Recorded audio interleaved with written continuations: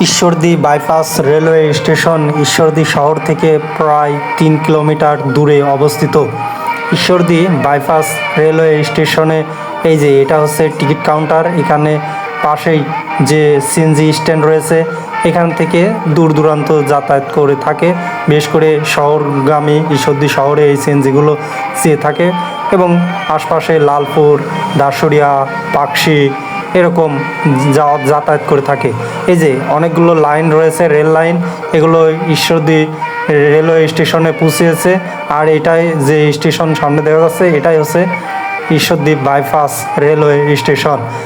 এখন আমরা বাইপাসের টিকিট কাউন্টারের সামনে দাঁড়িয়ে রয়েছে, আমাদের টিকিট অনলাইনে কাটা আছে, এজন্য আমরা এখন আর দাঁড়াবো না, আমরা প্ল্যাটফর্মের দিকে এগিয়ে যাব।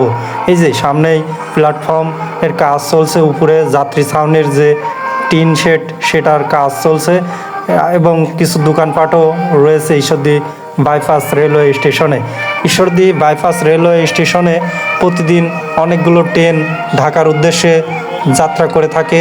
সর্বপ্রথম ঢাকার উদ্দেশ্যে যাত্রা করে থাকে ধূমকেতু এক্সপ্রেস, সেটি রাত্রি 12:30টায় ঢাকার উদ্দেশ্যে এখান থেকে যাত্রা করে থাকে।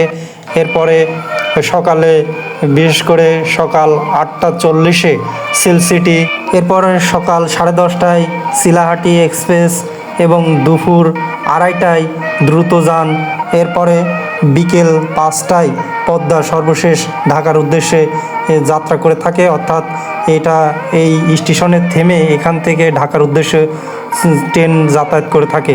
ঈশ্বরদী বাইপাস রেলওয়ে স্টেশনে ঢাকা থেকেও অনেকগুলো ট্রেন এসে থামায়।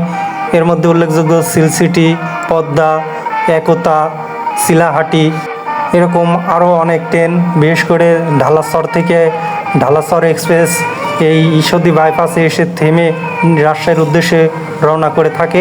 এরকম আরও অনেক ট্রেন যাতায়াত করে থাকে ঈশ্বরদী বাইপাস রেলওয়ে স্টেশন থেকে। কথা বলতে বলতে আমাদের ট্রেন চলে এসেছে ঈশ্বরদী বাইপাস রেলওয়ে স্টেশনে।